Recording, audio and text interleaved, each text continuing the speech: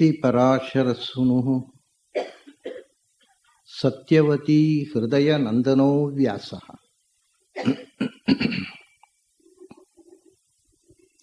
ಯಸ್ಯ ಆಸ್ಯ ಕಮಲಗಲಿತಂ ವಾಂಗ್ಮಯಮೃತಂ ಜಗತ್ಪಿಬತಿ.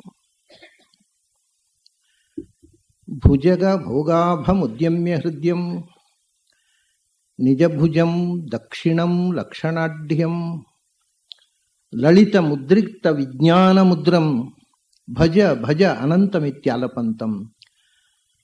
ಪ್ರಣತವಾನ್ ಪ್ರಾಣಿನಾಂ ಪ್ರಾಣಭೂತಂ ಪ್ರಣತಿಭಿಃ ಪ್ರೀಣಯೇ ಪೂರ್ಣಬೋಧಂ.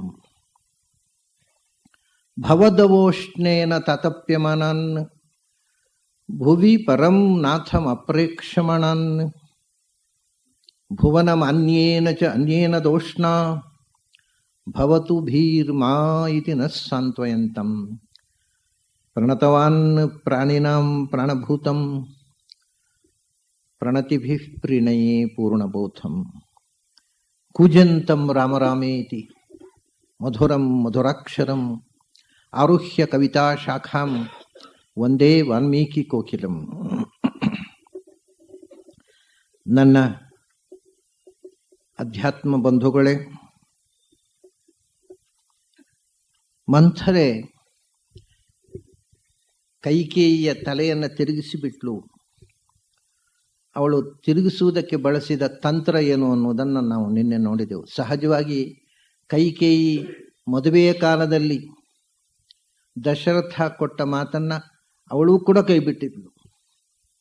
ಅದರಿಂದ ಯಾವತ್ತೂ ತನ್ನ ಮಗನಿಗೆ ಪಟ್ಟಾಗಬೇಕು ಅನ್ನುವಂಥ ಷರತ್ತನ್ನು ಹಾಕತಕ್ಕ ಉದ್ದೇಶ ಕೈಕೇಯಿಗೆ ಇರಲಿಲ್ಲ.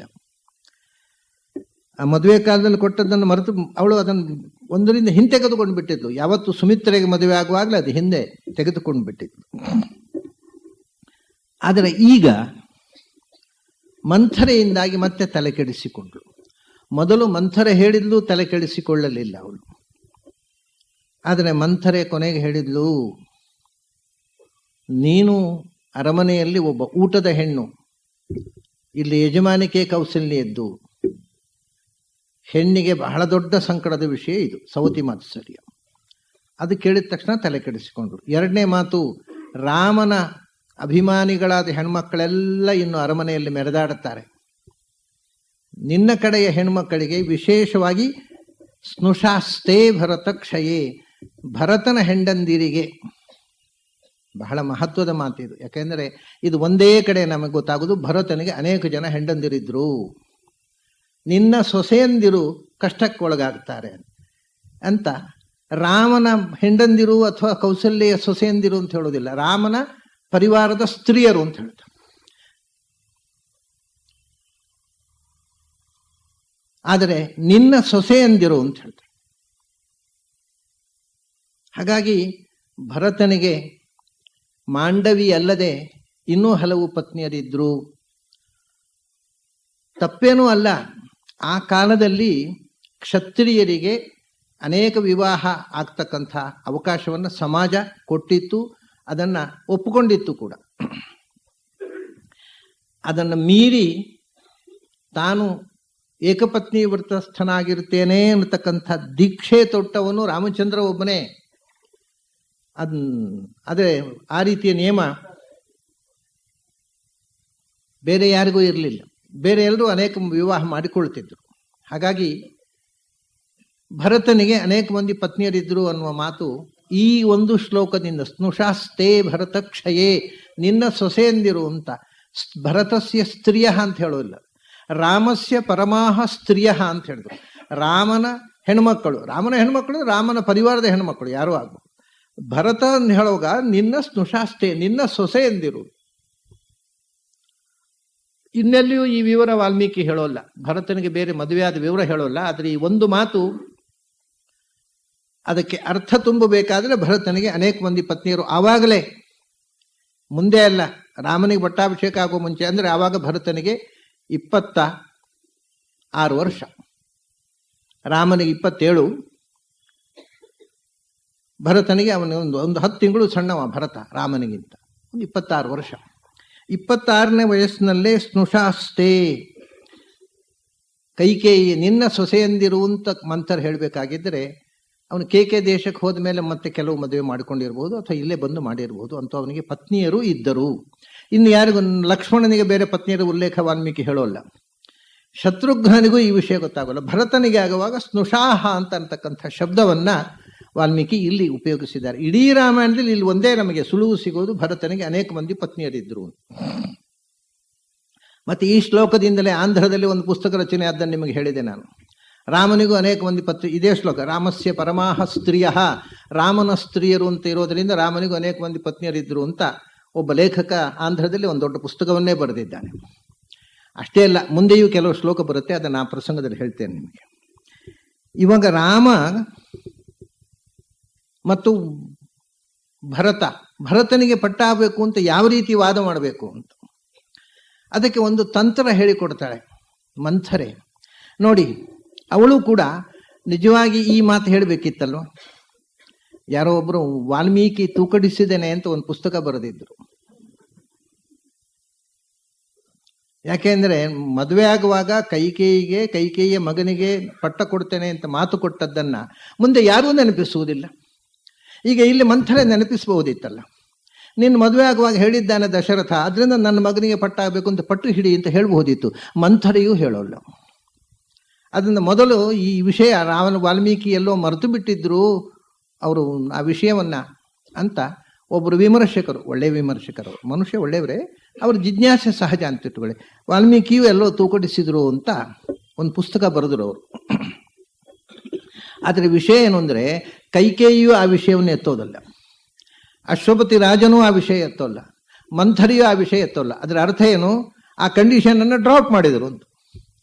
ಕೈಕೇಯಿಗೆ ಹುಟ್ಟಿದ ಮಗನಿಗೆ ಪಟ್ಟ ಆಗಬೇಕು ಅನ್ನೋದನ್ನು ಅವರು ಕೈ ಬಿಟ್ಟಿದ್ರು.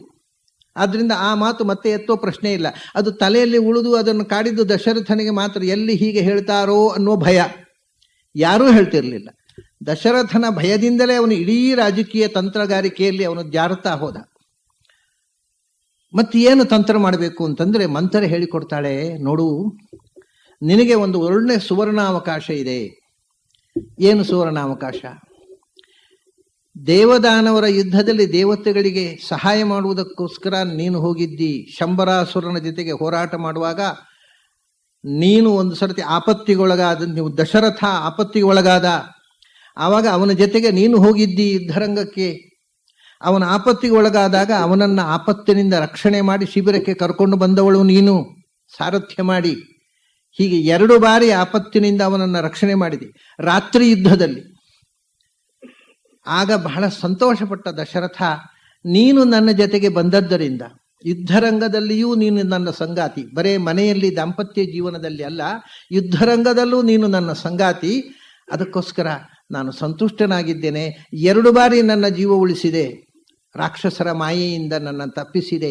2 ವರ ಕೊಡ್ತೀನಿ, ಬೇಕಾದ್ದು ಕೇಳು ಅಂದಿದ್ದ. ನನಗೆ ನೀನು ಈ ಮಾತು ಹೇಳಿದ್ದಿ, ನನಗೆ ನೆನಪಿದೆ ಅಂತಾಳೆ ಮಂಥರೆ. ನನ್ನ ಹತ್ರ ಈ ಕಥೆ ಹೇಳಿದ್ದಿ ನೀನು, ಆವಾಗ ನೀನು ವರ ಕೇಳಲಿಲ್ಲ, ಬೇಕಾದಾಗ ಕೇಳ್ತೀನಿ ಅಂದಿದ್ದಿ, ಈಗ ಬಂತು ಕೇಳು. ಏನು 2 ವರ? ಈಗ ಕೇಳು. ಏನು ವರ ಕೇಳಬೇಕು ಅಂತ ಹೇಳಿಕೊಟ್ಟವಳು ಮಂಥರೆ. ಕೈಕೇಯಿಯ ತಲೆಯಲ್ಲಿ ಈ ವಿಷಯವೇ ಇರಲಿಲ್ಲ. ನೀನು ಕೇಳು, ಭರತನಿಗೆ ಪಟ್ಟಾಭಿಷೇಕ ಆಗಬೇಕು ಅಂತ ಕೇಳು. 2ನೇ ವರ, ರಾಮ 14 ವರ್ಷ ಕಾಡಿಗೆ ಹೋಗಬೇಕು ಅಂತ ಕೇಳು. ಇಲ್ಲಿ ಒಂದು ಸಂಗತಿ, ಮಂಥರೆ 14 ವರ್ಷ ಕಾಡಿಗೆ ಹೋಗಬೇಕು ಅಂತ ಕೇಳು ಅಂತ ಯಾಕೆ ಹೇಳಿದ್ಲು? ಈಗ ನೋಡಿ, ಪಾಂಡವರು ಜೂಜಾಡಿದರು, ಧರ್ಮರಾಜ ಜೂಜಿನಲ್ಲಿ ಸೋತ. ಅದಕ್ಕೆ ಪಣ ಏನೊಂದು 12 ವರ್ಷ ಕಾಡಿಗೆ ಹೋಗಬೇಕು ಅಂತ. 11 ವರ್ಷ ಅಜ್ಞಾತವಾಸ, ಅದು ಬಿಡಿ, 12 ವರ್ಷ ಕಾಡಿಗೆ ಹೋಗಬೇಕು ಅಂತ ಅಲ್ಲಿ ಇರೋದು. ಇಲ್ಲಿ 14 ವರ್ಷ. ಈ 12, 14ಕ್ಕೆ ಏನಾದರೂ ಅರ್ಥ ಉಂಟೋ? ಮಂಥರೆ ತುಂಬಾ ಯೋಚನೆ ಮಾಡಿ ಹೇಳಿದ್ದು, ಲೆಕ್ಕಾಚಾರ ಮಾಡಿ ತೂಗಿ ಎಳೆದು 14 ವರ್ಷ ಕಾಡಿಗೆ ಹೋಗಬೇಕು ಅಂತ ಹೇಳಿದ್ದು. ಅವಳು ಏನು ತೂಗಿ ಎಳೆದು 14 ವರ್ಷ ಅಂತ ಹೇಳಿದ್ಲು? ಅವಳ ಗಣಿತ ಏನು ಅದರ ಹಿಂದೆ ಇರುವಂತಹದ್ದು? ಇದನ್ನು ಬಹಳ ಜನ ಯಾರು ಯೋಚಿಸೋದಿಲ್ಲ. 14 ವರ್ಷ ಕಾಡಿಗೆ ಹೋಗು ಅಂತ ಹೇಳಿದ್ಲು ಕೈಕೇಯಿ, ಮಂಥರೆ ಹೇಳಿದ್ಲು, ಅದನ್ನು ಕೈಕೇಯಿ ಹೇಳಿದ್ಲು, ರಾಮ ಹೋದ. ಅದು ಯಾಕೆ 14ಕ್ಕೆ 13 ವರ್ಷ ಯಾಕೆ ಹೇಳಲಿಲ್ಲ, ಅಥವಾ 15 ವರ್ಷ ಯಾಕೆ ಹೇಳಲಿಲ್ಲ? ಈ ಪ್ರಶ್ನೆ ಯಾರು ಮಾಡೋಲ್ಲ. 14 ವರ್ಷ ಅಂತ ಹೇಳಿದ್ದಾರೆ, ಇಲ್ಲ ನಮಗೇನಪ್ಪ ಅಂತ ಯಾರು ತಲೆ ಕೆಡಿಸಿಕೊಳ್ಳಲ್ಲ. ಆದರೆ ಇದು ಈ ಸಂಖ್ಯೆಯ ಹಿಂದೆ ಒಂದು ಶಾಸ್ತ್ರೀಯವಾದ ಹಿನ್ನೆಲೆ ಇದೆ. ಬಹಳ ಹಿಂದಿನ ಕಾಲದ ಒಂದು ನಿಯಮವನ್ನು ನಾವು ತಿಳ್ಕೊಂಡ್ರೆ ಈ 14-12 ಅರ್ಥ ಆಗುತ್ತೆ ನಮಗೆ. ಬಹಳ ಹಿಂದೆ ಒಂದು ನಿಯಮ ಇತ್ತು. ಏನು ಅಂದರೆ, ಯಾರಾದರೂ ಒಬ್ಬರು ಮನೆಯಿಂದ ಹೊರಟು ಹೋದರೆ, ಯಾತ್ರೆಗೋ ಏನಕ್ಕೋ ಹೋಗ್ತಾರೆ, ಮತ್ತು ಅವ್ರು ವ್ಯಾರೆ ಬೋರ್ಡ್ಸ್ ಗೊತ್ತಾಗೋಲ್ಲ ಎಲ್ಲಿ ಹೋಗಿದ್ದಾರೆ ಅಂತ. ಯಾಕಂದ್ರೆ ಫೋನ್ ಮಾಡ್ಲಿಕ್ಕೆ ಆಗೋಲ್ಲ, ಪತ್ರ ಬರೀಲಿಕ್ಕೆ ಏನೂ ಇರಲಿಲ್ಲ ವ್ಯವಸ್ಥೆ ಅವಾಗ. ಈಗಾದರೆ ಬರೋವ್ರನಿಂದ ನಾವು ಕ್ಷೇಮ, ನಿಮ್ಮ ಕ್ಷೇಮ ಸಮಾಚಾರವನ್ನು ಆಗಿಂದಾಗೆ ತಿಳಿಸಬೇಕಾಗಿ ವಿನಂತಿ ಅಂತ ಏನೋ ಬರೀತಾರೆ. ಆದರೆ ಹಾಗೆ ಏನು ಬರೀಲಿಕ್ಕಿಲ್ಲ ಅವಾಗ, ಪತ್ರ ವ್ಯವಹಾರ ಇಲ್ಲ, ಫೋನ್ ಅಂತೂ ಇಲ್ವಲ್ಲ. ಅದರಿಂದ ಒಳ್ಳೆ ಹಿಂದಿನ ಕಾಲದ ಜನ ಈ ಫೋನು ಮೊಬೈಲು ಇಲ್ಲದೆ ಇದ್ದದ್ರಿಂದ ಬಹಳ ಆರಾಮವಾಗಿದ್ದರು. ಒಂದು ಚಿತ್ರಹಿಂಸೆ, ಅದು ಸಭೆಯಲ್ಲೂ ನ್ಯೂಸೆನ್ಸು, ಮನೆಯಲ್ಲೂ ನ್ಯೂಸೆನ್ಸು.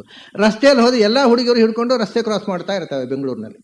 ಏನು ಗ್ರಹಚಾರ ರೋಗ ಹಿಡಿದಿದೆಯೋ ನನಗೆ ಗೊತ್ತಿಲ್ಲ. ಮೊಬೈಲ್ ಕಿವಿಯಲ್ಲಿ ಇಟ್ಕೊಂಡು ಕ್ರಾಸ್ ಮಾಡೋದು. ಆ ಕಡೆ ಯಾವ ಅಂದರೆ ಮೊಬೈಲ್ ಹಿಡ್ಕೊಂಡು ರಸ್ತೆಯಲ್ಲಿ ಓಡಾಡೋದು ಒಂದು ಭೂಷಣ ಅನ್ನುವ ಭ್ರಮೆ ಇದ್ದ ಹಾಗಿದೆ. ಇವು ಪೆದ್ದುಗಳು ಅಂತ ನೋಡೋರು ತಿಳ್ಕೊತಾರೆ ಅನ್ನೋದು ಎಚ್ಚರ ಕೂಡ ಇಲ್ಲ. ಅದೊಂದು ದೊಡ್ಡ ಪ್ರೆಸ್ಟೀಜು ಅಂತ. ಅದರಿಂದ ಏನಾಯಿತು ಅಂದರೆ, ನೋಡಿ ನಿಮ್ಗೆ ಗೊತ್ತಿದೆ, ವಿಮಾನದಲ್ಲಿ ಅದನ್ನು ವಿಮಾನ ಮೇಲೆ ಹೋಗುವಾಗ ಮತ್ತು ಕೆಳಗೆ ಎಂಜಿನ್ನು ಸ್ಟಾರ್ಟ್ ಮಾಡಿದ ಮೇಲೆ ಅದು ಎಂಜಿನ್ ಮೇಲೆ ಇಫೆಕ್ಟ್ ಆಗುತ್ತೆ, ನಿಮ್ಮ ಫೋನ್ ಆನ್ ಮಾಡಿ ಇಡಬೇಡಿ ಅಂತ ಹೇಳ್ತಾರೆ. ಮೊಬೈಲ್ ಒಂದು ವಿಮಾನದ ಮೇಲೆ ಅಷ್ಟು ಪರಿಣಾಮ ಮಾಡತಕ್ಕಂಥ ಅದರ ರೇಸು, ವಾತಾವರಣ ರೇಸು ಸಣ್ಣ ಸಣ್ಣ ಹಕ್ಕಿಗಳನ್ನು ಬಿಡುತ್ತಾ. ಎಷ್ಟು ಹಕ್ಕಿಗಳು ಸತ್ತವು, ಗುಬ್ಬಿಯಂಥ ಪ್ರಾಣಿಗಳೇ ನಾಶ ಆದವು. ಆದರೂ ನಮಗೆ ಮೊಬೈಲ್ ಬೇಕು, ಯಾವ ಪ್ರಾಣಿ ಬೇಕಾದ್ರೂ ಸಾಯಲಿ. ಸಣ್ಣ ಸಣ್ಣ ಮುದ್ದಾದ ಪಕ್ಷಿಗಳ ಸಂತಾನವೇ ನಿಸ್ಸಂತಾನವಾಗ್ತಾ ಇದೆ ಮೊಬೈಲ್ನಿಂದಾಗಿ, ಆದರೂ ನಮಗೆ ಮೊಬೈಲ್ ಬೇಕು. ಯಾರು ಸತ್ರೂ ನಾವು ಬದುಕಬೇಕು. ಹಿಂದೆ ಮೊಬೈಲ್ ಇರಲಿಲ್ಲ, ಫೋನ್ ಇಲ್ಲ, ಪತ್ರ ಇಲ್ಲ. ಯಾರಾದರೂ ಯಾತ್ರೆಗೆ ಹೋದವರು ನೋಡಿದವರು ಬಂದು ಹೇಳಬೇಕಷ್ಟೇ, ಇಂಥ ಕಡೆ ನೋಡಿದ್ದೇನೆ ಇದ್ದರು ಅಂತ. ಅಂಥ ಸಂದರ್ಭ ಒಬ್ಬ ಮನುಷ್ಯ ವಿದೇಶಕ್ಕೆ ಹೋಗಿ ಅವನ ಪತ್ತೆಯೇ ಇಲ್ಲದೆ ಇದ್ದರೆ ಅವನಿಗೋಸ್ಕರ ಎಷ್ಟು ವರ್ಷ ಕಾಯಬೇಕು ಅನ್ನೋ ಒಂದು ಪ್ರಶ್ನೆ. ಅದಕ್ಕೆ ಅವನು 50 ವರ್ಷದ ಒಳಗಿನವನಾದರೆ 12 ವರ್ಷ ಕಾಯಿದೆ ಅಂತ ಹೇಳಿದ್ರು. ಶಾಸ್ತ್ರದಲ್ಲಿರುವಂಥ ವಿಧಾನ ಇದು. 50 ವರ್ಷದ ಒಳಗಿನವನಾದರೆ 14 ವರ್ಷ ಕಾಯಬೇಕು. 14 ವರ್ಷದ ನಂತರವೂ ಬಾರದೇ ಇದ್ದರೆ ಅವನು ಸತ್ತ ಅಂತ ತಿಳ್ಕೊಂಡು ಅವನ ಅಂತ್ಯಷ್ಟಿ ಮಾಡ್ರಿ ಅಂತ ಹೇಳಿದ್ರು. ಘಟಶ್ರಾದ್ದ ಮಾಡ್ತಿದ್ರು, ಅವನು ಸತ್ತ ಅಂತ ಶ್ರಾದ್ದ ಮಾಡ್ತಿದ್ರು. 50 ವರ್ಷ ದಾಟದೇ ಇದ್ದರೆ 14 ವರ್ಷ, 50 ವರ್ಷದ ಮೇಲಿನವರಾದರೆ 12 ವರ್ಷ ಕಾದರೆ ಸಾಕು ಅಂತ. ಇವಳದ ಯೋಚನೆ ಅದು. 14 ವರ್ಷ ಕಾಡಿ ಕಳಿಸ್ಬಿಡೋದು, ಆಮೇಲೆ ಶ್ರಾದ್ದ ಮಾಡಿಬಿಡೋದು ಅಂತ. ಮಂಥರ ಲೆಕ್ಕಾಚಾರ. ಯಾಕಂದ್ರೆ ಇವನು 50 ವರ್ಷ ಆಗಿಲ್ಲ. ರಾಮ 27ನೇ ವರ್ಷದಲ್ಲಿ ಕಾಡಿಗೆ ಹೋದವ. ಆದ್ದರಿಂದ ಅವನು ರಾಮ ಮತ್ತೆ ಮರಳಿ ಕಾಡಿಗೆ ಹೋದವ ಮರಳಿ ಬರಲಿಕ್ಕಿಲ್ಲ. ಅದನ್ನು 14 ವರ್ಷ ಕಾಯಬೇಕಲ್ಲ, ಬಾರದೇ ಇದ್ರು ಶಾಸ್ತ್ರದ ಪ್ರಕಾರ ಅಂತ್ಯ ಸಂಸ್ಕಾರ ಮಾಡಲಿಕ್ಕೆ. ಅದಕ್ಕೆ 14 ವರ್ಷ ಕಾಯೋದು. ಆಮೇಲೆ ರಾಮ ಕಾಡಿಗೆ ಹೋದವ ಬರಲಿಲ್ಲ, ಎಲ್ಲೋ ಪಾಪ ಕಾಡು ಪ್ರಾಣಿಗಳ ಬಾಯಿಗೆ ತುತ್ತಾದ ಅಂಥೇಳಿ ಶ್ರಾದ್ದ ಮಾಡಿಬಿಡೋದು ಅಂತ. ಇದು ಮಂಥರೆಯ ಪ್ಲ್ಯಾನು. ಧರ್ಮಶಾಸ್ತ್ರ ಅದೆಲ್ಲ ಓದಿಕೊಂಡು ಭಾರಿ ಯೋಚನೆ ಮಾಡಿ ಹೇಳಿದ ಪ್ಲಾನ್ ಇದು. ದುರ್ಯೋಧನ ಧರ್ಮರಾಜನಿಗೆ ಯಾಕೆ 12 ವರ್ಷ ಹೇಳಿದ್ದು ಅಂದರೆ, ಅವನು ಕಾಡಿಗೆ ಹೋದ ಯಾವಾಗ? ಅವನು 56ನೇ ವಯಸ್ಸಿನಲ್ಲಿ, 56 ಅಲ್ಲ 57ನೇ ವಯಸ್ಸಿನಲ್ಲಿ ಧರ್ಮರಾಜ ಕಾಡಿಗೆ ಹೋದ. ಅದು 50 ದಾಟಿದ ಮೇಲೆ 12 ವರ್ಷ. ಅವನದ್ದು ಯೋಚನೆ ಆಗಿ 12 ವರ್ಷ ಆಗುವಲ್ಲಿ ಎಲ್ಲಿ ಮತ್ತೆ ಬರ್ತಾರೆ, ಮತ್ತೆ ಅವರು ಶ್ರಾದ್ದ ಹಾಕಿಬಿಡೋದು ಅಂತ. ಸೊ 50 ವರ್ಷ ದಾಟಿದವರಿಗೆ 12 ವರ್ಷ ಗಡು, ಆಮೇಲೆ ಶ್ರಾದ್ದ ಮಾಡೋದು. 50 ವರ್ಷದ ಒಳಗಿನವರಿಗೆ 14 ವರ್ಷ ಗಡು, ಆಮೇಲೆ ಶ್ರಾದ್ದ ಮಾಡೋದು. ಇದನ್ನೆಲ್ಲ ತಿಳ್ಕೊಂಡಂಥ ದೂರದೃಷ್ಟಿಯ ಮಂಥರೆ 14 ವರ್ಷ ಕಾಡಿನಲ್ಲಿರಲಿ, ಮತ್ತೆ ಎಲ್ಲಿ ಬರ್ತಾನವ, ಬರದೆ ಶ್ರಾದ್ದ ಮಾಡಿಬಿಡೋದು ಅಂತ. ಮತ್ತೆ ಪರ್ಮನೆಂಟು. ಆಮೇಲೆ 14 ವರ್ಷದ ನಂತರ ಜನರಿಗೂ ಮರೆತು ಹೋಗಿರುತ್ತೆ. ಆಮೇಲೆ ರಾಮ ರಾಮ ಅಂತ ನೆನೆಸ್ಕೊಳ್ಳ್ಯಾರೆ, ಹೆಸರೇ ನೆನಪಿರೋದಿಲ್ಲ, ಮರೆತು ಬಿಡ್ತಾರೆ ಜನ. ಇದು ಅವಳ ತಂತ್ರ. ಅದರಿಂದ ಆ 2 ವರ ಕೇಳಿದ್ದಾನಲ್ಲ, ಅದನ್ನು ತಗೋ. ಅಲ್ಲ ವರ ಹೌದು, ಆದರೆ ಹೀಗೆ ಕೇಳಿದರೆ ವರ ಕೊಟ್ಟಾನ, ನಮಗೆ ಯಜಮಾನರು ಒಪ್ಪಿಯಾರ? ಅದೆಲ್ಲ ಆಗೋದಿಲ್ಲ. ಬೇರೆ ಏನೋ ವರ ಕೇಳು ಅಂತ ಹೇಳಿಬಿಟ್ರೆ. ಅದೇ ಅವಳಿಗೆ ಇನ್ನೂ ಅಳುಕು ಇತ್ತು ಕೈಕೇಯಿಗೆ. ಮತ್ತು ಅದನ್ನು ಬಲವಂತ ಮಾಡೋದು ಹೇಗೆ? ಪ್ರಜೆಗಳ ಮುಂದೆ ತೀರ್ಮಾನ ಆದದ್ದು ರಾಮನಿಗೆ ಪಟ್ಟಾಭಿಷೇಕ ಮಾಡೋದು ಅಂತ.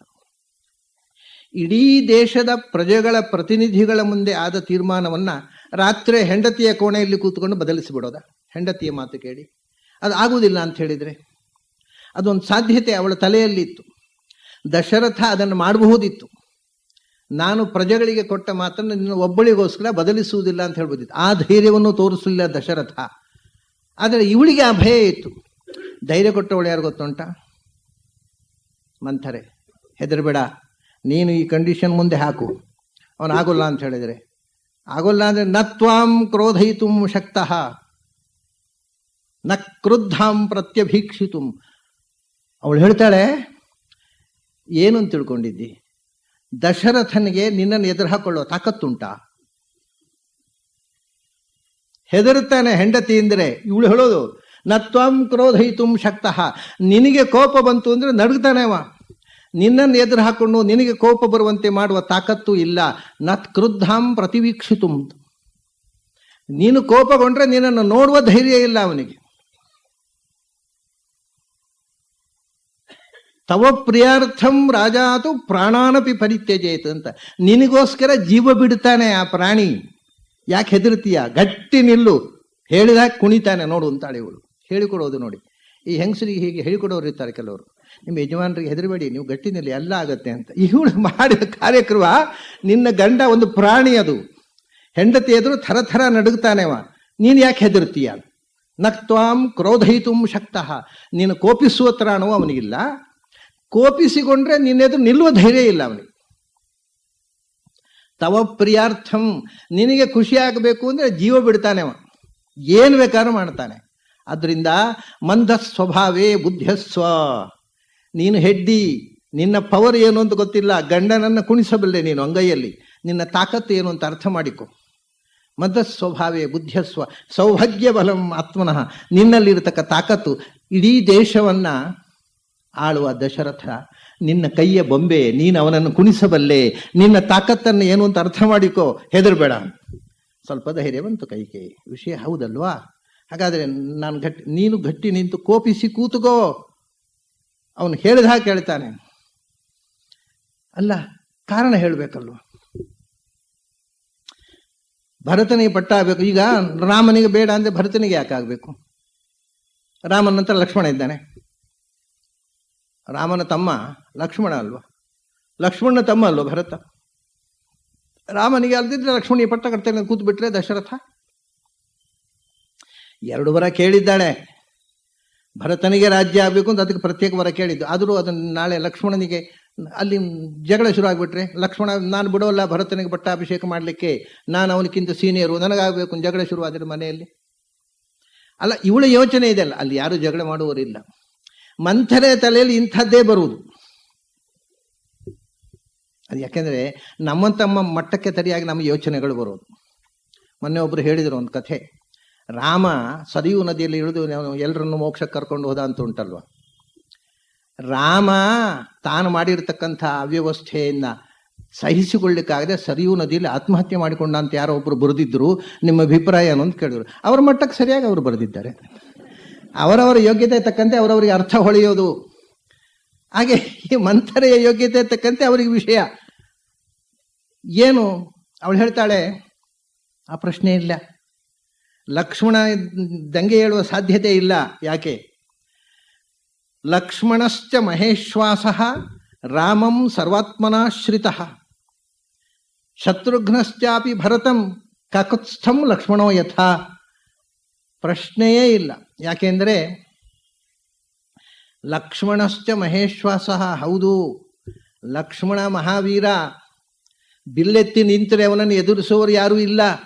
ಆದರೆ ರಾಮಂ ಸರ್ವಾತ್ಮನಾಶ್ರಿತ, ಅವನು ರಾಮನು ಹಾಕಿದ ಗೆರೆಯನ್ನು ಮೀರಿ ಹೋಗುವವನಲ್ಲ. ಅದರಿಂದ ರಾಮ ಕಾಡಿಗೆ ಹೋದರೆ ಲಕ್ಷ್ಮಣ ಕಾಡಿಗೆ ಹೋಗ್ತಾನೆ ಹೊರತು ರಾಮ ಕಾಡಿಗೆ ಹೋಗಲಿ ನಾನು ರಾಜ ಆಗ್ತೇನೆ ಅಂತ ಹೇಳುವುದಿಲ್ಲ. ಅವನು ರಾಮ ಇದ್ದಲ್ಲಿ ಲಕ್ಷ್ಮಣ. ಆದ್ದರಿಂದ ಲಕ್ಷ್ಮಣನಿಂದ ವಿರೋಧ ಬಂದೀತು ಅನ್ನುವ ಯೋಚನೆ ಇಲ್ಲ. Ruled out. ನೋಡಿ ಅವಳ ಲಾಜಿಕ್ ಎಲ್ಲ ನೋಡಿ. ಇದೆಲ್ಲ ಕಿವಿ ಚುಚ್ಚಿ ಇಷ್ಟೆಲ್ಲ ಅವಳನ್ನು ಪ್ರಿಪೇರ್ ಮಾಡೋಳು ಮಂಥರೆ. ಲಕ್ಷ್ಮಣಶ್ಚ ಮಹೇಶ್ವಾಸ ರಾಮಂ ಸರ್ವಾತ್ಮನಾಶ್ರಿತ. ಅಲ್ಲ, ಲಕ್ಷ್ಮಣನಿಗೆ ಬೇಡ ಆದರೆ ಅವನ ತಮ್ಮ ನಾನಿದ್ದೇನೆ ಅಂತ ಶತ್ರುಘ್ನ ಇದ್ರೆ, ಶತ್ರುಘ್ನಶ್ಚಾಪಿ ಭರತಂ, ಶತ್ರುಘ್ನ ಭರತನ ಹಿಂದೆ ಇರುವವ, ಯಾವಾಗಲೂ ಜೋಡಿ ಅದು. ಆದ್ದರಿಂದ ಭರತ ರಾಜ ಆಗಬೇಕು ಅಂದರೆ ಶತ್ರುಘ್ನ ವಿರೋಧ ಮಾಡೋ ಪ್ರಶ್ನೆ ಇಲ್ಲ. ಭರತನ ಜೂನಿಯರ್ ಅವ. ಅವನು ಹೇಗೆ ರಾಮನ ಹಿಂದೆ ಲಕ್ಷ್ಮಣನೋ ಹಾಗೆ ಭರತನ ಹಿಂದೆ ಶತ್ರುಘ್ನ. ಹಾಗಾಗಿ ಲಕ್ಷ್ಮಣ ಮತ್ತು ಶತ್ರುಘ್ನರಿಂದ ವಿರೋಧ ಬರುವ ಪ್ರಶ್ನೆ ಇಲ್ಲ. ಕಾಕುತ್ಸ್ಥಂ ಲಕ್ಷ್ಮಣೋ ಯಥ, ಹೇಗೆ ಲಕ್ಷ್ಮಣ ರಾಮನ ಹಿಂದೆಯೋ ಹಾಗೆ ಶತ್ರುಘ್ನ ಭರತನ ಹಿಂದೆ. ಹಾಗಾಗಿ ಲಕ್ಷ್ಮಣ ಶತ್ರುಘ್ನರಿಂದ ವಿರೋಧ ಇಲ್ಲ ಅಂತ ಆಯ್ತಾ. ಆಮೇಲೆ ಹಾಗಾದ್ರೆ ರಾಮ ಕಾಡಿಗೆ ಹೋದರೆ ಭರತನಿಗೆ ಪಟ್ಟ ಆಗಲೇಬೇಕಲ್ಲ. ವಿರೋಧ ಯಾರು ಮಾಡುವವರು? ಯಾರು ವಿರೋಧ ಮಾಡುವುದಿಲ್ಲ. ಅದು ಒಂದು ವಿಷಯ. ಆಮೇಲೆ ಇನ್ನೊಂದು ವಿಷಯ ಹೇಳಬೇಕಾ? ರಾಮ ಕಾಡಿಗೆ ಹೋದರೆ ಲಕ್ಷ್ಮಣ ಮತ್ತೆ ನೆಕ್ಸ್ಟ್ ಸೀನಿಯರ್ ಮೋಸ್ಟ್ ಲಕ್ಷ್ಮಣ ಅಂತಲ್ವ ಹೇಳೋದು. ಅದು ಮಕ್ಕಳ ವಯಸ್ಸಿನ ಮೇಲೆ. ಹೆಂಡತನ ಇಟ್ಟುಕೊಂಡ್ರೆ ಮೊದಲನೇ ರಾಣಿ ಯಾರು? ಕೌಸಲ್ಯ. ಕೌಸಲ್ಯ ಮಗ ಅಳದಿದ್ರೆ ಎರಡನೇ ಹೆಂಡತಿ ಮಗನಿಗೆ. ಎರಡನೇ ಹೆಂಡತಿ ಕೈಕೇಯಿ. ಸುಮಿತ್ರೆ ಮೂರನೇ ಹೆಂಡತಿ. ಜನಸಾಮಾನ್ಯರು ತಿಳ್ಕೊಂಡ ಹಾಗೆ ಕೈಕೇಯಿ ಮೂರನೇ ಹೆಂಡತಿ ಅಲ್ಲ, ಎರಡನೇ ಹೆಂಡತಿ. ಆದ್ದರಿಂದ ಸೀನಿಯಾರಿಟಿ ಪ್ರಕಾರವು ಒಂದನೇ ಹೆಂಡತಿ ಮಗನಿಗೆ ಪಟ್ಟಾಭಿಷೇಕ ಅಲ್ಲ ಅಂದರೆ ಎರಡನೇ ಹೆಂಡತಿ ಮಗನಿಗೆ ಬರುತ್ತಾನೆ ಕೈಕೇಯಿ ಮಗ.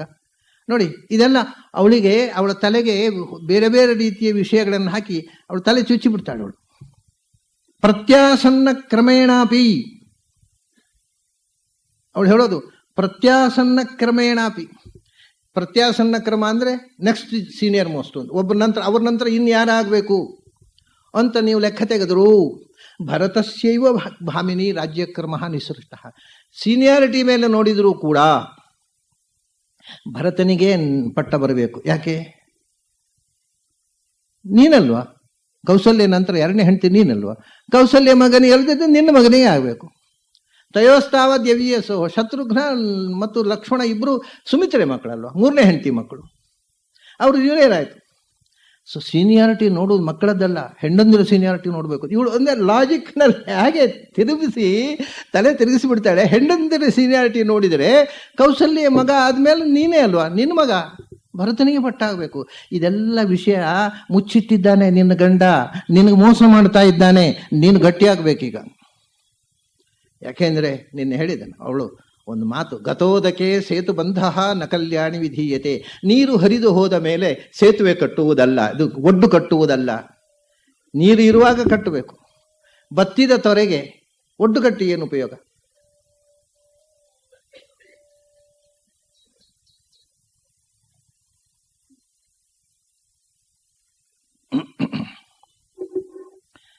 ಗತೋದಕ್ಕೆ ಸೇತು ಬಂಧ ನ ಕಲ್ಯಾಣಿ ವಿಧೀಯತೆ. ಇಷ್ಟಾದಾಗ ಕೈಕೇಯಿ ಗಟ್ಟಿ ಆದ್ಲು, ಹೌದಲ್ವಾ? ಹಾಗಾದ್ರೆ ಇಷ್ಟೆಲ್ಲ ನಾನು ಗಟ್ಟಿ ನಿಂತರೆ ಭರತನಿಗೆ ಪಟ್ಟ ಸಿಗುತ್ತೆ ಅಲ್ವಾ, ಭರತನೇ ರಾಜ ಆಗ್ತಾನೆ. ಹಾಗಾದ್ರೆ ಖಂಡಿತ. ಸೀದಾ ವಾಲ್ಮೀಕಿ ಹೇಳ್ತಾರೆ, ಕೈಕೇಯಿ ಕೋಪದ ಮನೆಗೆ ಹೋದ್ಲು ಅಂತ. ಅರಮನೆಯಲ್ಲಿ ಅದು ಬೇರೆ ಬೇರೆ ಕೋಣೆ. ಕೋಪ ಬಂದರೆ ಒಂದು ಕೋಣೆ, ಖುಷಿ ಆದರೆ ಒಂದು ಕೋಣೆ, ಹಸಿವು ಆದರೆ ಒಂದು ಕೋಣೆ, ಪ್ರೀತಿಗೆ ಒಂದು ಕೋಣೆ, ಅದೆಲ್ಲ ಬೇರೆ ಬೇರೆ ಕೋಣೆಗಳು ಅರಮನೆ ಮೇಲೆ ಇರಬೇಕಲ್ಲ. ಕೋಪ ಬಂದರೆ ರಾಣಿ ಹೋಗಿ ಕೂತ್ಕೊಳ್ಳೋ ಕೋಣೆಗೆ ಹೋದ್ಲಂತೆ. ದಶರಥ ಎಲ್ಲ ಮುಗಿಸಿ, ಎಲ್ಲ ರಾಜಕಾರ್ಯ ಮುಗಿಸಿ ಕೊನೆಗೆ ಹೇಳುವಂತ. ಯಾಕೆಂದ್ರೆ ಅವನಿಗೆ ಒಂಥರ ಗಿಲ್ಟಿ. ಕೈಕೇಯಿ ಹತ್ರ ಹೇಳಲಿಕ್ಕೆ ಅದನ್ನು ಮತ್ತೆ ಮತ್ತೆ ಮತ್ತೆ ಅಂತ ಪೋಸ್ಟ್ಪೋನ್ ಮಾಡ್ತಾ ಇದ್ದ. ಕಡೆಗೆ ಹೊರಟ. ಕಡೆಗೆ ಹೋಗಿ ಕೈಕೇಯಿ ಎಲ್ಲಿದ್ದಾಳೆ ಅಂದರೆ ಕೈಕೇಯಿ ಕೋಣೆಯಲ್ಲಿಲ್ಲ. ಎಲ್ಲಿದ್ದಾಳೆ? ಕೋಪದ ಮನೆಯಲ್ಲಿದ್ದಾಳೆ. ಓಹ್, ಇದು ಪಚಿತಿ ಆಯಿತು, ಒಂದು ಪ್ರಾಬ್ಲಮ್ ಆಯ್ತು, ಈಗ ಏನೋ ಒಂದು ಸಮಸ್ಯೆ ಆಯಿತು. ಕೋಪದ ಮನೆಯಲ್ಲಿದ್ದಾಳೆ, ಹಾಗಾದ್ರೆ ಕೋಪ ಬಂದಿದೆ ಅಂತ ಆಯ್ತು. ಈಗ ಒಂದು ಸ್ವಲ್ಪ ಸಮಸ್ಯೆ ಉಂಟು ನೋಡುವ ಅಂದ. ಸೀದಾ ಹೋದ. ಅವಳು ಕೋಪದ ಮನೆಯಲ್ಲಿ ನೆಲದಲ್ಲಿ ಮಲಗಿದ್ಲಂತೆ, ಮಂಚದಲ್ಲಿ ಅಲ್ಲ. ಅದು ಕೋಪದ ಪರಾಕಾಷ್ಠೆಯನ್ನು ತೋರಿಸುವಾಗ ನೆಲದಲ್ಲಿ ಮಲಗೋದು, ಮಂಚದಲ್ಲಿ ಅಲ್ಲ. ವಾಲ್ಮೀಕಿ ಒಂದು ಚಿತ್ರಣ ಕೊಡ್ತಾರೆ. ಬಂದು ಕೈಕೇಯಿಯನ್ನು ನೋಡಿದ ದಶರಥ ಹೇಗೆ ಸವೃದ್ಧ ತರುಣೀಂ ಭಾರ್ಯಾಂ ಪ್ರಾಣೇಭ್ಯೋಪಿ ಗರೀಯಸೀಂ ಅಪಾಪಃ ಪಾಪ ಸಂಕಲ್ಪಂ ದದರ್ಶ ಧರಣಿ ತಳೆ ಅಂತ. ಭಾರಿ ಚಂದದ ಶ್ಲೋಕ ಇದು. ಅಲ್ಲ, ರಾಮಾಯಣದ ಯಾವ ಶ್ಲೋಕ ಚಂದ ಅಲ್ಲ, ಯಾವುದು ತೆಗೆದರೂ ಚಂದ. ಸವೃದ್ಧ ತರುಣೀಂ ಭಾರ್ಯಾಂ ಮೊದಲೇ ಪೀಠಿಕೆ ಹಾಕಿದರು. ಇವನು ಹೆಂಡತಿ ಹೇಳಿದ ಹಾಗೆ ಯಾಕೆ ಕುಣಿತಿದ್ದ ಅಂದರೆ ಮುದುಕ ಗಂಡ, ಪ್ರಾಯದ ಹೆಂಡತಿ, ಮತ್ತೆ ಏನು ಮಾಡಿ ಪಾಪ. ನೋಡಿ ಅವರ ಶಬ್ದ ಸವೃದ್ಧ. ಅವನಿಗೆ ಹೆಂಡತಿಯನ್ನು ಎದುರಿಸುವ ತಾಕತ್ತಿಲ್ಲ. ಯಾಕೆಂದ್ರೆ ತನ್ನ ದೌರ್ಬಲ್ಯವನ್ನು ಮುಚ್ಚಿಕೋಬೇಕಾದ್ರೆ ತನಗೆ ತಾಕತ್ತಿಲ್ಲ, ತಾನು ಮುದುಕ ಅಂತ ಹೆಂಡತಿ ಗೊತ್ತಾಗಬಾರದು. ಸವೃದ್ಧ ತರುಣೀಂ ಭಾರ್ಯಾಂ. ಮುದುಕನಾದಂಥ ದಶರಥ ತರುಣಿಯಾದ ಹೆಂಡತಿಯ ಮುಂದೆ ಬಂದು ನಿಂತ. ಆದ್ದರಿಂದಲೇ ಪ್ರಾಣೇಭ್ಯೋಪಿ ಗರೀಯಸೀಂ, ತನ್ನ ಪ್ರಾಣಕ್ಕಿಂತ ಹೆಚ್ಚು ಪ್ರೀತಿಸಿದ ಹೆಂಡತಿಯ ಹತ್ತಿರ ಬಂದು ನಿಂತ.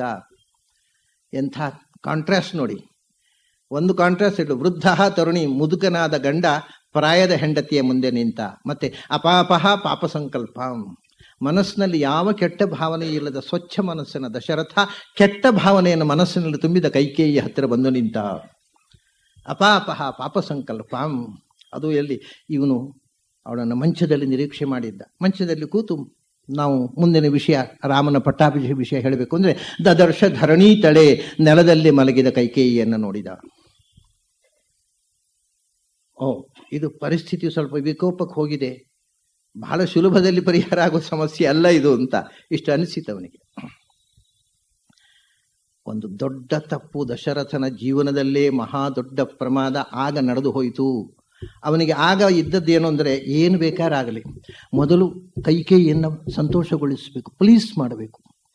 ಅವಳ ಸಮಾಧಾನ ಮುಖ್ಯ. ಈಗ ಅವಳು ಕೋಪಿಸಿಕೊಂಡ್ರೆ ಎಲ್ಲ ಕೆಲಸ ಕೆಡುತ್ತೆ. ಇಷ್ಟು ಹೆದರಿ ಹೋಗಿದ್ದ ದಶರಥ, ಅವನು ಮುಂಚಿನ ದಿವಸ ಸಭೆಯಲ್ಲಿ ಹೇಳಿದ, ನಾಳೆ ಬೆಳಿಗ್ಗೆ ಸೂರ್ಯೋದಯದೊಳಗೆ ಪಟ್ಟಾಭಿಷೇಕ ಆಗಿಬಿಡಬೇಕು, ರಾತ್ರಿ ಬೆಳಗಾಗೋದೊಳಗೆ ಏನು ವಿಘ್ನ ಬರುತ್ತೋ ಅಂತ ಹೆದರಿದ್ದ.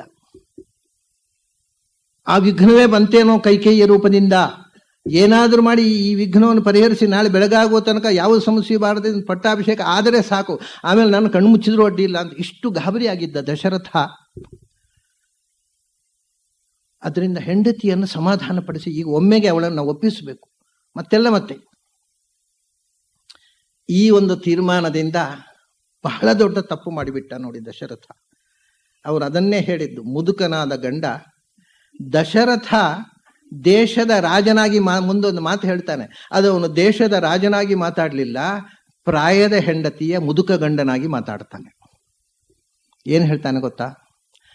ಅವಧ್ಯ ವಧ್ಯತಾಂ ಕೋವಾ ವಧ್ಯ ಕೋವಾ ವಿಮುಚ್ಯತಾಂ ದರಿದ್ರ ಕೋ ಭವೇದ್ ಅಢ್ಯ ದ್ರವ್ಯವಾನ್ ವಾಪ್ಯ ಕಿಂಚನ. ಖಂಡಿತವಾಗಿ ಒಬ್ಬ ರಾಜನಾಗಿ ದಶರಥ ಈ ಮಾತಾಡಬಾರದಿತ್ತು. ಆದರೆ ಅಸಹಾಯಕತೆ, ಏನಾದರೂ ಮಾಡಿ ಹೆಂಡತಿಯನ್ನ ಈಗ ಒಂದು ಸರ್ತಿ ಸಮಾಧಾನ ಮಾಡಿ ಸಮಸ್ಯೆಯಿಂದ ಪಾರಾಗಬೇಕು. ಮತ್ತೆ ಅದು ಹೇಳ್ತಾನೆ, ನೀನು ಕೋಪಿಸ್ಕೋಬಾರದು, ನೀನು ಸಮಾಧಾನದಿಂದ ಇರಬೇಕು ಅನ್ನೋದಕ್ಕೋಸ್ಕರ ನಾನು ಏನು ಮಾಡಲಿಕ್ಕೂ ಸಿದ್ಧ. ಮಂಥರೆ ಹೇಳಿದ್ಲು, ತವ ಪ್ರಿಯಾರ್ಥಂ ರಾಜಾತು ಪ್ರಾಣಾನಪಿ ಪರಿತ್ಯಜೇತ್, ನಿನಗೆ ಖುಷಿ ಆಗಬೇಕು ಅಂತಂದ್ರೆ ಜೀವ ಬಿಡ್ತಾನೆ ಅವ. ಅದೇ ಮಾತನ್ನು ಹೇಳ್ತಾನೆ ನೋಡಿ. ನಾನು ಏನು ಮಾಡಬೇಕು ಹೇಳು, ನಿನಗೆ ಸಂತೋಷ ಆಗಬೇಕು ಅಂದ್ರೆ ನೀನು ಏನು ಹೇಳಿದ್ರು ಅದನ್ನು ಮಾಡ್ತೀನಿ ನಾನು, ನೀನು ಕೋಪಿಸ್ಕೋಬಾರ್ದು, ನೀನು ಪ್ರಸನ್ನಳಾಗಬೇಕು. ಅದಕ್ಕೆ ಅವನು ಹೇಳತಕ್ಕ ವಿಷಯ ನೋಡಿ, ಭಯಾನಕ. ಅವಧ್ಯ ವಧ್ಯತಾಂ ಕೋವಾ, ಯಾರೋ ಒಬ್ಬ ನಿರಪರಾಧಿ ಇದ್ದಾನೆ ನಮ್ಮ ರಾಜ್ಯದಲ್ಲಿ, ಏನೂ ತಪ್ಪು ಮಾಡಿಲ್ಲ, ಆದರೆ ನಿನಗೆ ಅವನ ಮೇಲೆ ಕೋಪ ಇದೆ, ಅವನು ಸಾಯಿಸ್ಬೇಕಾ? ಕೊಲ್ಲಿಸ್ತೇನೆ. ಯಾವ ನಿರಪರಾಧಿಯನ್ನು ರಾಜಾಜ್ಞೆ ಹೊರಡಿಸಿ ಅವನ ಮೇಲೆ ಮರಣದಂಡನೆ ವಿಧಿಸಬೇಕು ಹೇಳು, ನಿರಪರಾಧಿಗೆ ಮರಣದಂಡನೆ ವಿಧಿಸಬೇಕು ಅಂತ ನೀನು ಹೇಳಿದರೆ ಅದನ್ನು ಮಾಡ್ತೀನಿ ಅಂತಾನೆ. ಒಬ್ಬ ರಾಜ ಹೇಳೋ ಮಾತಾ ಇದು. ಅಂದರೆ ಇದು ನಿಜವಾಗಿ ಪ್ರಾಯದ ಹೆಂಡತಿಯ ಮುಂದೆ ಮುದುಕ ಗಂಡನಾಗಿ ಬಿಟ್ಟವ, ರಾಜ ಅಲ್ಲ. ಅವಧ್ಯ ವಧ್ಯತಾಂ ಕೋವಾ, ಯಾವ ನಿರಪರಾಧಿಯನ್ನು ಕೊಲ್ಲಬೇಕು, ಮರಣದಂಡನೆ ವಿಧಿಸಿ ಸಾಯಿಸಬೇಕು ಹೇಳು, ನಿನಗೋಸ್ಕರ ಆ ಕೆಲಸ ಮಾಡ್ತೀನಿ ನಾನು, ಅದು ನೀನು ಕೋಪಿಸ್ಕೋಬಾರ್ದು. ಆಮೇಲೆ ವಧ್ಯ ಕೋವಾ ವಿಮುಚ್ಯತಾಂ, ಅಥವಾ ಯಾರೋ ಒಬ್ಬ ಅಪರಾಧಿ, ಬಹಳ ದೊಡ್ಡ ಅಪರಾಧಿ, ಅವನಿಗೆ ಮರಣದಂಡನೆ ನ್ಯಾಯಾಲಯ ವಿಧಿಸಿದೆ, ನಿನಗೆ ಅವನು ಬದುಕಬೇಕು ಅಂತುಂಟು, ಬದುಕಿಸ್ತೇನೆ. ಇದಾದರೂ ಮಾಡಲಿ, ತಪ್ಪಲ್ಲ. ಸಾಯಬೇಕಾದವನ್ನ ಬದುಕಿಸ್ತೇನೆ, ಬದುಕಬೇಕಾದವನ್ನ ಸಾಯಿಸಬೇಕು ಅಂತ ಸಾಯಿಸ್ತೇನೆ, ಏನು ಬೇಕಾದರೂ ಮಾಡ್ತೀನಿ.